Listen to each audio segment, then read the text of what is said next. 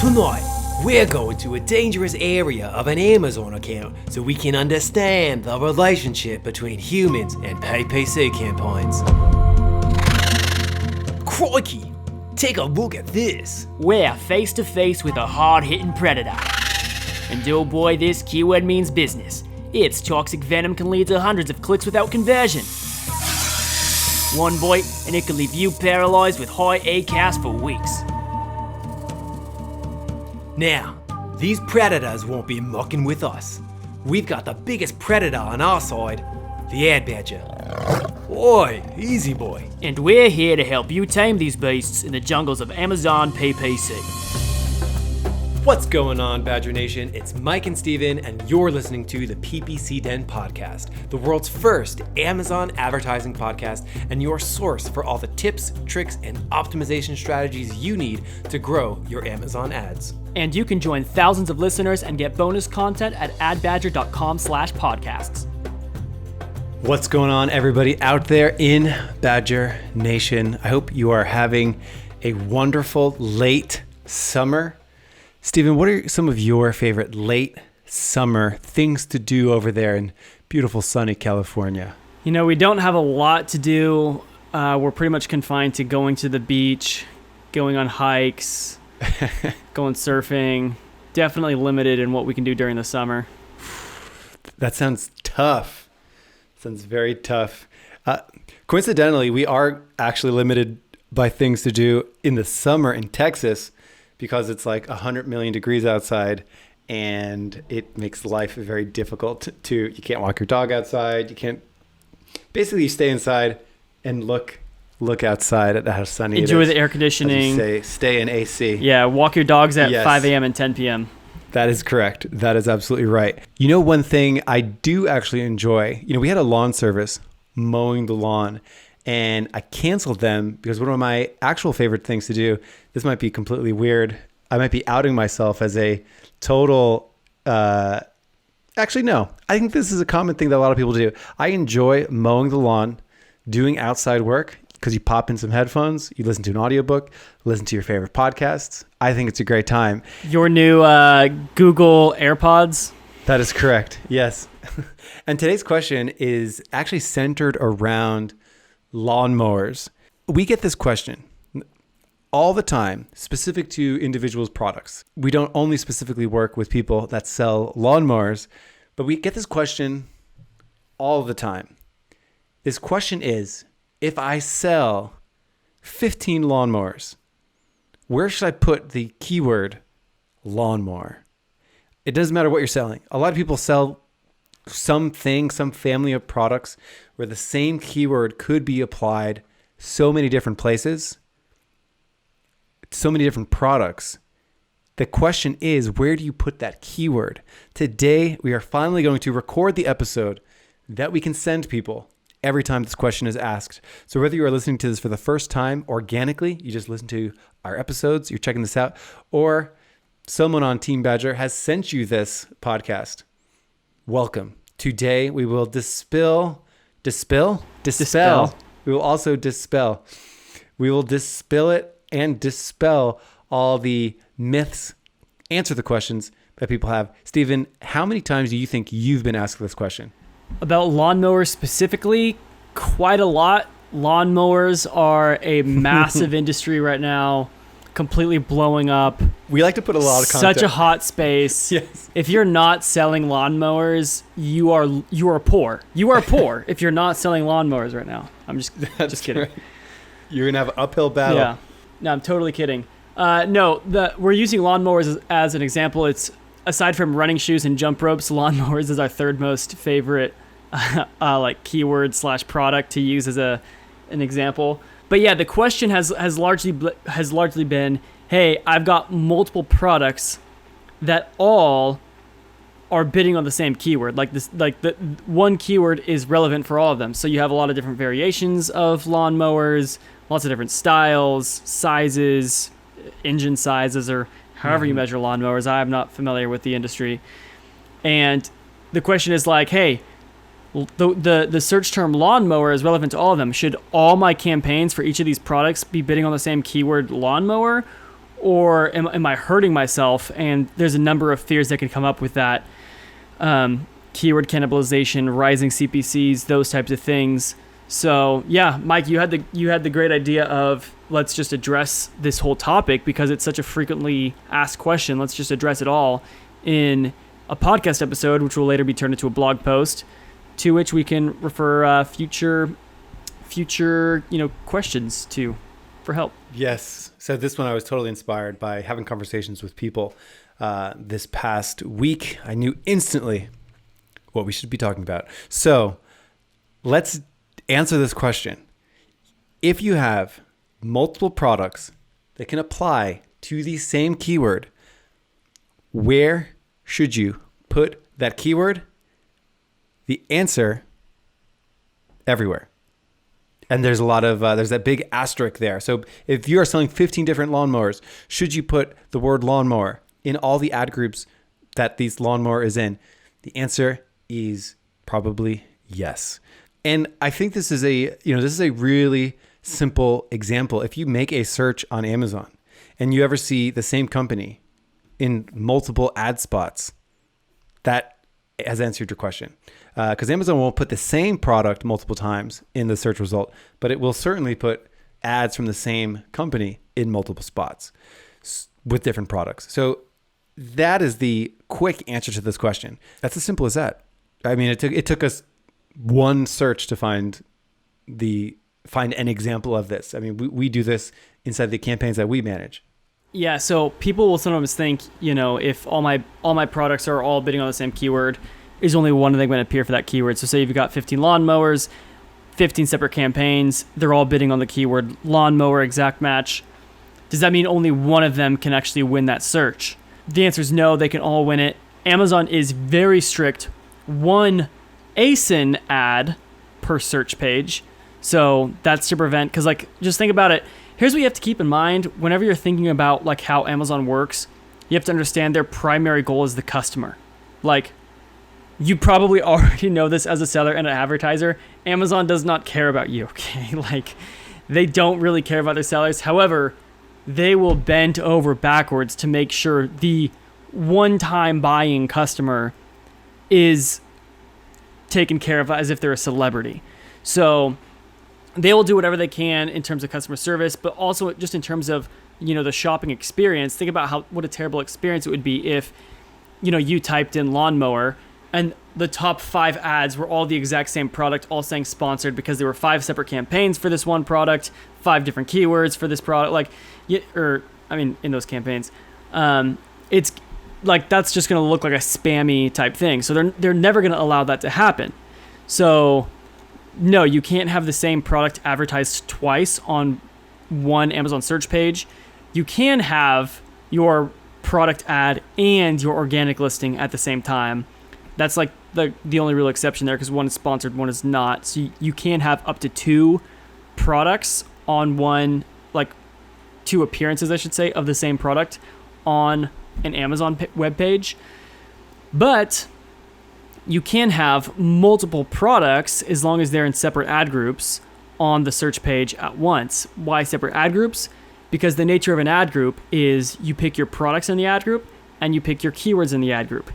And Amazon's saying, hey, in any given search, if one of the selected keywords qualifies, then one of the selected product ads will show. But say you have 10 product ads in one ad group, only one of those products is going to be shown for the keyword on a search.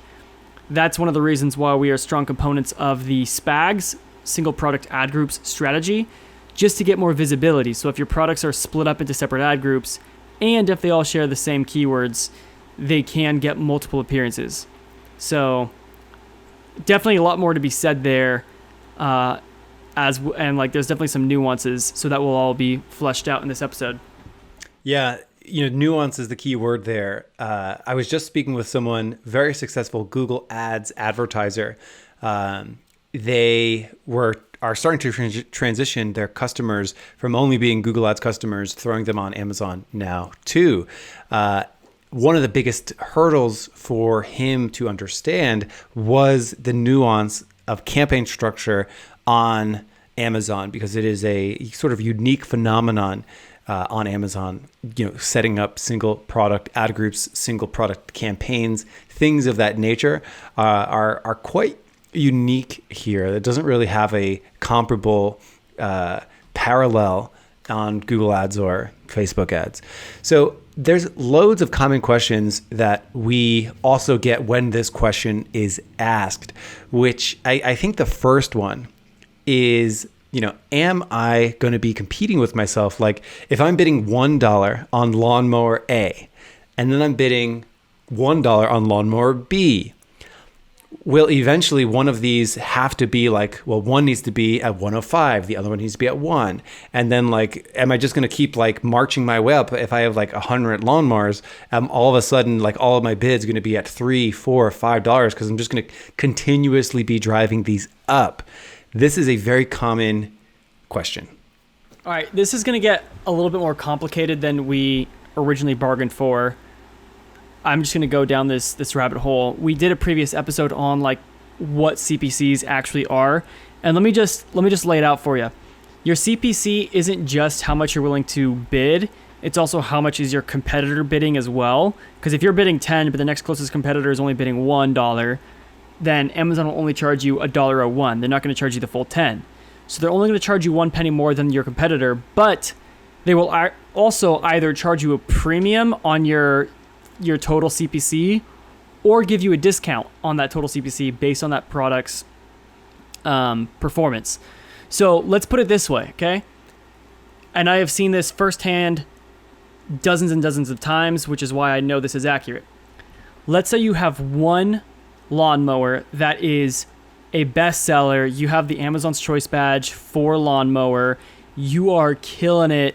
You're number one top clicked ASIN in brand analytics. You have the most conversion share, sales through the roof. And then you just launched a new brand, a brand new lawnmower. No reviews, nothing. If you bid $10 on both of those for the keyword lawnmower,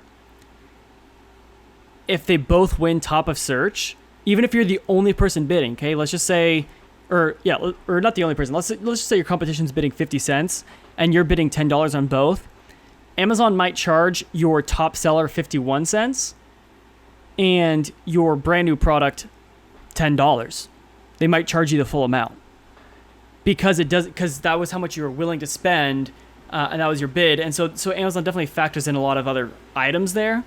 So that's an important thing to keep in mind. But you are not bidding up your own CPCs. Amazon kind of has a pre-calculated, how much does this product need to pay on a CPC basis for that top spot, given its history, given its longevity, its reviews, its BSR, and then also how much is the competitor, the next best seller, next top bidder, bidding. So all of those things are being factored into the equation to figure out ultimately what your CPC is. But the fact that you were bidding $10 on your best seller did not drive up the CPCs on your second. So that's the most important takeaway that I'm trying to get at here. You yourself cannot bid yourself up, but your competitors can. So Amazon, if you start raising your own CPCs and you're the only one raising CPCs, your CPCs will not go up unless if your competing brands, competing sellers start raising their bids, then your CPCs will start to rise. But you also have to just factor in your actual products because you might be charged a premium by Amazon for newer products or products that are less relevant. Right. This gets into the fact that, cost per click advertising is an auction, but it is a special type of auction, meaning the platform gets to set their own rules for it. Because, if it was just a pure auction, everyone should just be colluding with their competitors and like, hey, let's just bid like under 10 cents all the time and like never go over 10-cent bids. And like, we'll all have like way cheaper things. We'll all win out in the end. Let me jump in real quick just to add to that. Imagine there's a certain keyword that's super cheap. Like, for example, like book titles tend to be a little bit cheaper because Kindle items sell for like $3-5. So Kindle keywords tend to be like 30 cents or whatever. If you're selling a Christmas tree for like $5,000 and you just bid $10 on like a book author's keyword, even with a $10 bid, you're probably not going to win that auction. You would probably have to spend $20 because Amazon sees you as so irrelevant that they're going to charge you massive CPCs. So yes, it is an auction, but at the end of the day, like there is definitely more rules that like we have to play by in this game. So back to you. Yeah, it's your bid multiplied by a whole bunch of other factors that's like the black box of Amazon. It's incredibly unfortunate that we don't have all the insight into exactly how that black box works, but we're sort of getting at the main crux of it, that you're not driving up your own CPCs. So really the question becomes, well, how do you optimize each keyword if you have that same keyword all over the place? And really it's just you optimize each keyword based off its own performance. So certain products are going to have higher, better conversion rates of yours than other ones. So you will want to bid appropriately for those. So your higher converting products that are converting really well, then yes, they will ideally have a better position, more visibility because they convert higher. So if you're selling, funny t-shirts, and the word funny t-shirt, it's going to apply to everything. And who knows, like maybe it's election season. So certain political funny t-shirts are doing so much better. It's a business level decision to determine how much inventory you want to move for that particular keyword. So all of a sudden you now have another lever in your company to start sort of shaping your traffic a certain way. You could bid a little bit more aggressively if certain things are rising in conversion rates. You could bid a little bit differently if things are falling in conversion rates. So that's generally how, I would recommend approaching those things. You now have another lever where you can control inventory, and PPC is all about finding these levers that you can pull on and push on, buttons to press to control the output. And wielding this is an opportunity to do that. So you can actually control, this happens all the time. People need to move certain types of inventory. You may want to lower bids in a certain spot, or you may want to increase them in another spot to ideally try to push and control your component of the ad ranking system, which is your bid. And then of course, all the other things are inside that Amazon black box.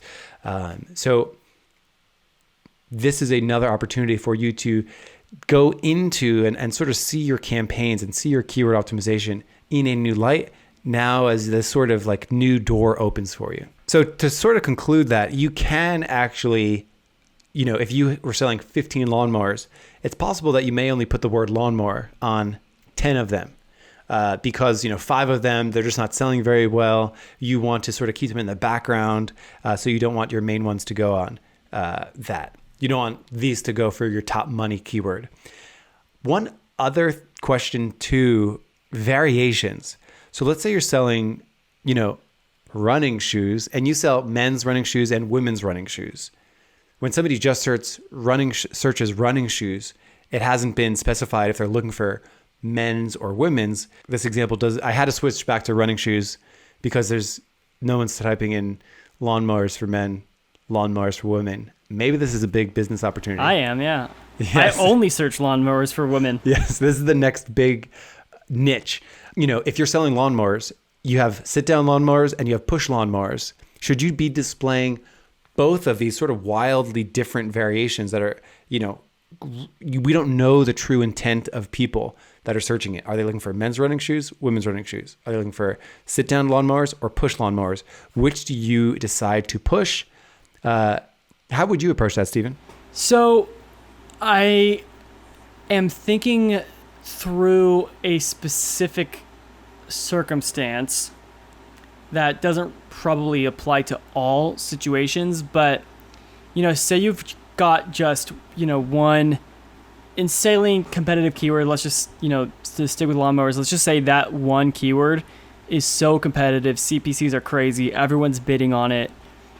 And for you to really win that with so much competition, what I've tended to do is look at which product tends to have the highest click-through rate and pick that one product as basically my lead and run a single keyword campaign for that. However, that also kind of I'm assuming there that when you click through to that product, you can pick through different variations, different sizes, different colors, whatever, because they're all like, child ASINs of your parent ASIN. If they're all completely separate products, then I would just advertise all of them.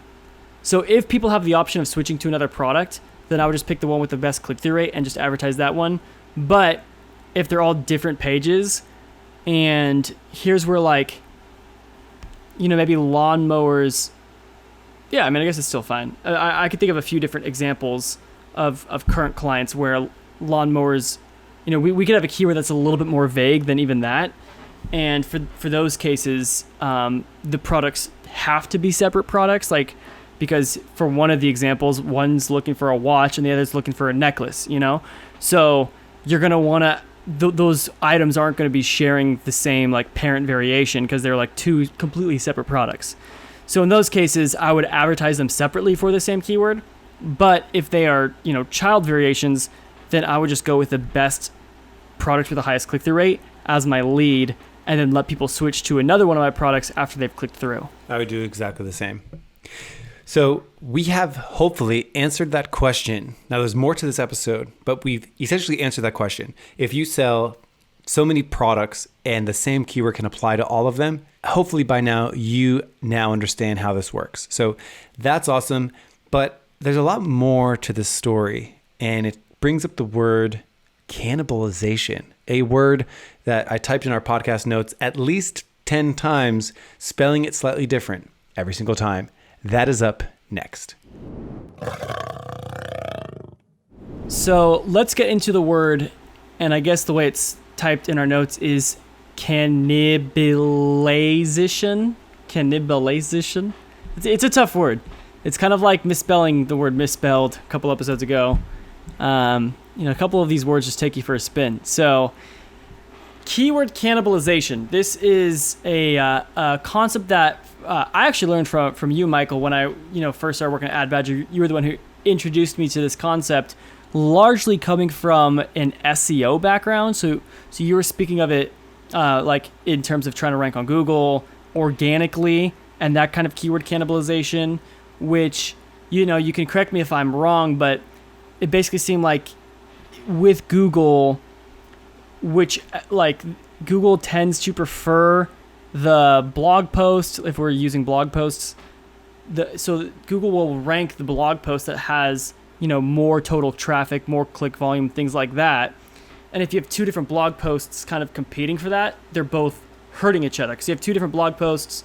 They both are focused on the same keyword, and because it the higher you rank, exponentially the more clicks you get, that but they're slowing each other down by both basically tying for 6th and 8th place on the search page. Whereas if you would just kill one of them and let the other one take all that traffic, it could easily climb to ranks 1 through 3. Is that accurate in an SEO perspective?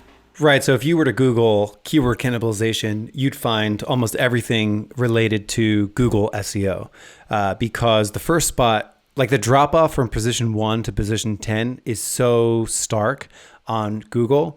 If you have 2 posts on position 6 and 8, you'd be better off having one in position 2 most of the time. I'm going to jump in and interrupt with a real life example. With AdBadger, we talk about ACOS a ton, and we have a lot of blog posts that talk about ACOS, but we only have one that's really only about ACOS. So one of the things that we worked on doing was basically taking our other 8 to 10 posts that all mention ACOS and kind of putting them more in the background and having them link to our main post about ACOS to make sure that one actually gets to the top of the search page. So that's kind of just a real life example coming from us with where this kind of comes into play. Right.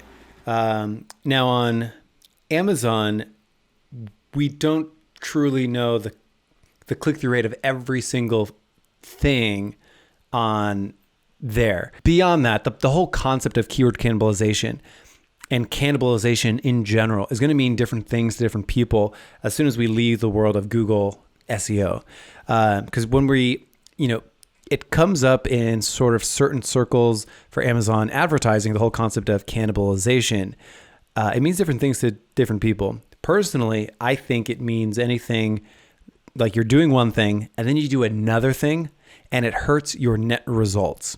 So that's how I sort of view it. Like you've done something that's now eating both of your results, and you'd be better off only doing one of those activities as opposed to two of them. So the reason it came up here is because, well, you have one keyword in one campaign with one product, and then you have it also somewhere else with another one. Are you actually hurting yourself? Like, could you potentially be better off if you only had that one keyword in one spot, really amplifying it? And I think already we have answered, no, you would not be better off because you can appear with multiple products on an Amazon search result page. And you sort of have a different definition of cannibalization. Yeah, when I have been talking about this with customers and thinking through it, the way that I've kind of been using the phrase keyword cannibalization would be more in terms of PPC data. So let's just say you have one lawnmower and you have one campaign with just exact match keywords for that lawnmower, another with phrase, another with broad, another with a that's auto campaign targeting. So you got that same product in a few different campaigns. And let's just say you have the keyword lawnmower in your exact, your phrase, your broad, and it's not negated from your auto, and it's not negated from anything else. So now if someone types in lawnmower, you have 4 different campaigns for that one product that are, in a sense, competing to display that ad. They're not competing in terms of like you're not bidding up your own CPCs by doing that, but ultimately only one of those campaigns is going to display, right? Because Amazon's not going to display 4 product ads of the same product for that one search term. So only one of those is going to win out.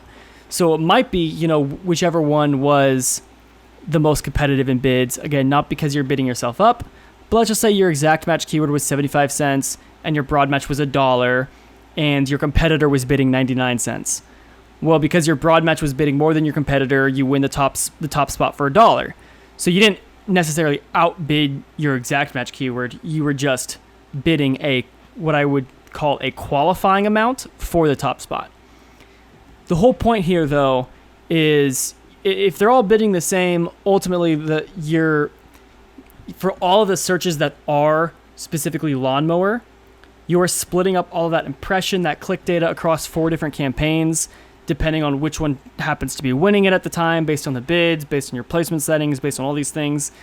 And ultimately, your exact match keyword, maybe at the end of all this, only has like 10 clicks on it after 30 days because the rest of the clicks were being picked up by your phrase, your broad, your auto. So the question is like, how do you really optimize? Like, how do you really know how this specific search term performs for you when that data is spread across 4 campaigns? And you can't just jump into your auto campaign and optimize your bids specifically for this one search term because your auto campaign is picking up thousands of search terms. So for me, keyword cannibalization is that exact situation in which if you added the keyword lawnmower as a negative exact to the phrase, to the broad ad groups, and to your auto campaign, you are now isolating your exact match keyword to absorb all of that data. And so now you have, thousands of clicks on this keyword, and now you can actually optimize those bids, optimize those placement settings. And I think that makes sense. It makes sense to me, but maybe not. Maybe it didn't come out of my mouth as making as much sense as it did in my head. Right. The challenge, brain to mouth communication. No, I think that's absolutely valid. Data dilution. This is where we talk about, this is a slight variation of this question is like, should you have the same keyword with different match types in multiple spots, in line with the whole sort of search term graduation, keyword isolation, whatever it might be. Generally, you want to know as best as possible what's triggering your ads. And if you have a broad match keyword, it's potentially dozens or hundreds of different searches that are triggering that ad. So if you have a broad match lawnmower and an exact match lawnmower somewhere else, there will be times where the broad match lawnmower triggers for the word lawnmower, and there will be times when it does not. Quick way to fix that: negative exact the word lawnmower inside that broad match ad group. Pretty straightforward there. So the whole concept of what you don't want to do is you don't want to, people will often write in and say, hey, my broad match is it's more expensive than my exact, or it's less expensive than my exact, or it's converting better, or it's converting worse. And they don't have that exact match set up configured, meaning they haven't negative exacted the keyword inside the broad match ad group. You cannot trust your data. You cannot compare your broad match and your exact match or your phrase match if you have not negated the exact version of it in the broad and the phrase. So that's a key component in sort of studying the data. So that's one sort of like variation or thing that might come up when people are considering, where do I put my keywords inside my account? Yeah. And to add to that, what other people, I think of when, at least when they write in talking about keyword cannibalization, is an idea where you have multiple products bidding on the same keyword. So we were talking just now specifically about the same product bidding on the same keyword, but just like, you could also have like the same keyword you could also have one product, one keyword, lawnmower, but that one keyword exact match in multiple campaigns, and that would create the same problem, that data dilution, keyword cannibalization. So that's kind of how I think of that. But a lot of people write in and they're speaking more specifically to having multiple products bidding on the same keyword. So having multiple lawnmowers and they're in separate campaigns and they're all bidding on the keyword lawnmower, and they write in and they go, hey, is this okay? Am I running into problems there? And one of the questions there is about that cost per click increase, which we already discussed. The second concern is that I think there's a common, I want to say, a misconception. So they tend to think that Amazon will prefer the product with the most clicks or the highest revenue or the highest click-through rate, whatever the metric may be that people are optimizing for. They think that Amazon is intentionally going to just pick the product with their own best metric that they're aiming for. And so if they have two of their own products that are now, either splitting the clicks or splitting the revenue for this keyword, that both products are going to be hurt as a result of that. And, just to kind of give you a quick example, let's just say you have two products on a certain keyword. They're both averaging $1,000 1,000 clicks per month or week or whatever. And you think, I think I could get, a better click-through rate on one product if I pause the other one, the other product, or pause the keyword for the other campaign. And so you try that. Well, now you might, have boosted your other product and now you're up to 1,500 clicks. But I don't think you're going to surpass the 2,000 that cumulatively you were getting across those two products. And here's why. So if all of your products are on the SERP, the search engine results page, technically, yes, they are all competing against each other for clicks and therefore pulling down each other's total possible clicks. So let's say you have 4 lawnmowers and they're all at the top of the search and they're all bidding for lawnmower and they're all at the top of that search page.